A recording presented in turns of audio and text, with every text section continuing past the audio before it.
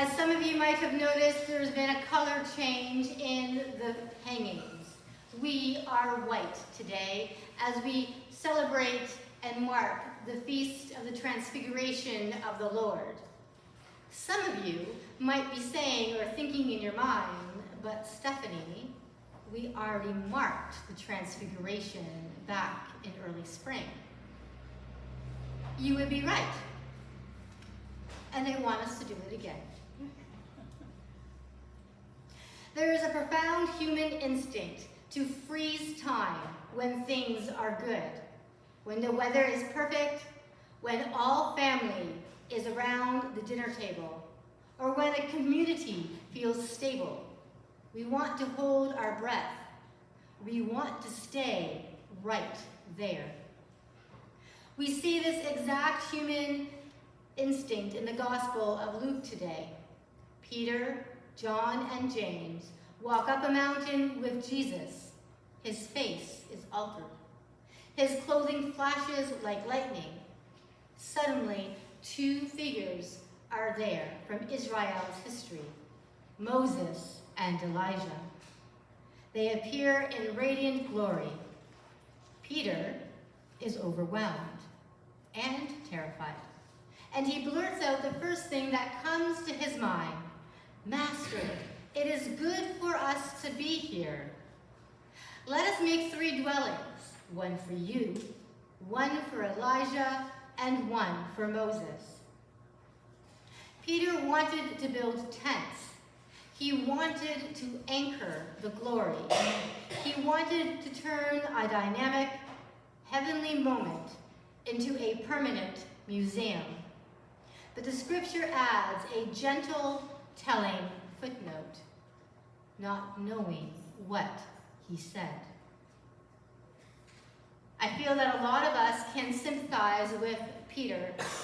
It is comfortable on the mountain. It feels safe. And if we are honest, many of us in this parish have felt that same desire to build tents.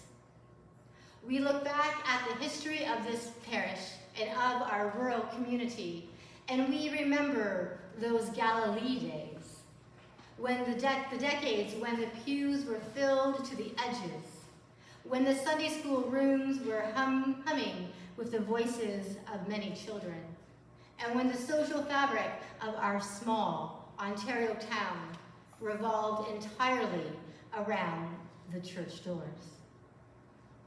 Those were beautiful and holy years. They were mountaintop moments of vibrant life and community strength.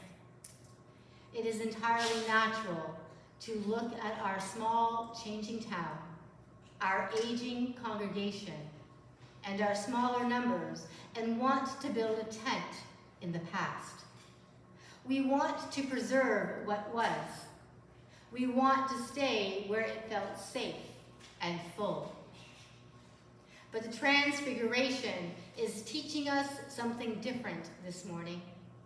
It is teaching us a difficult but beautiful truth. Holy glory is never a destination.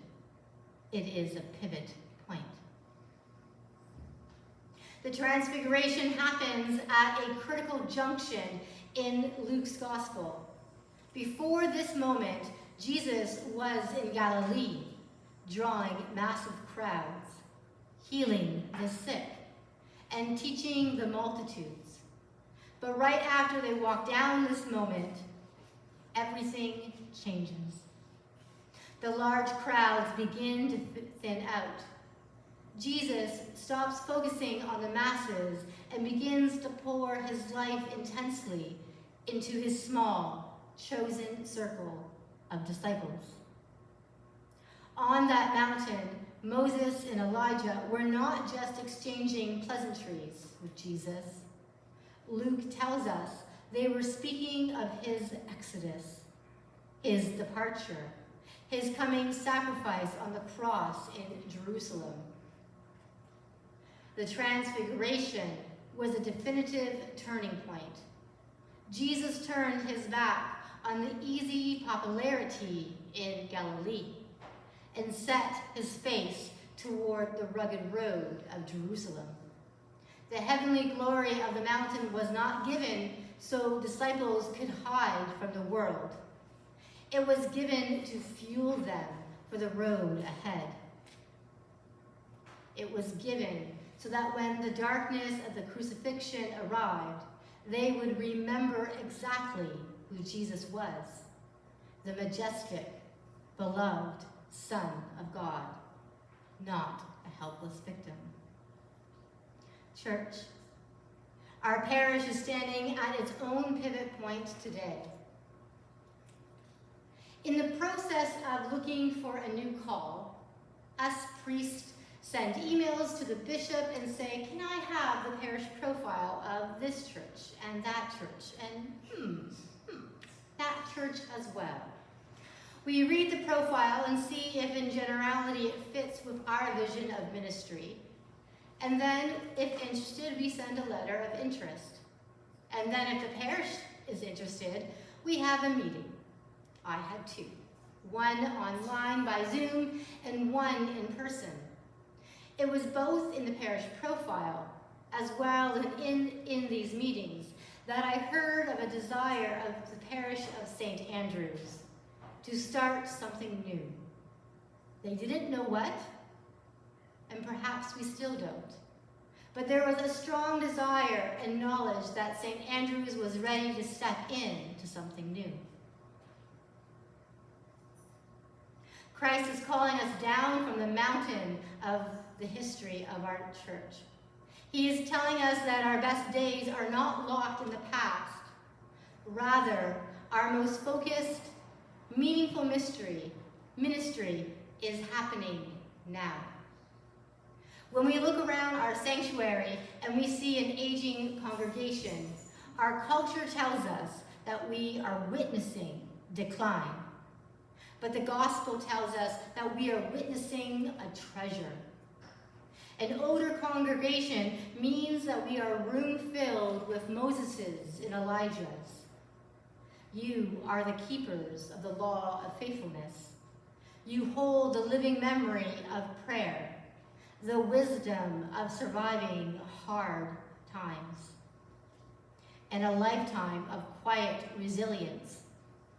You are not liabilities. You are the spiritual bedrock of this community. Like Jesus, our pivot means changing our focus.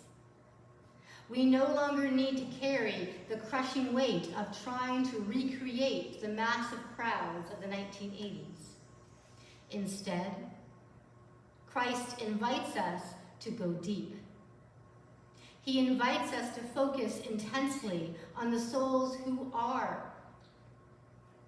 here, deepening our discipleship, sharpening our prayer lives, and caring for one another with fierce, holy love.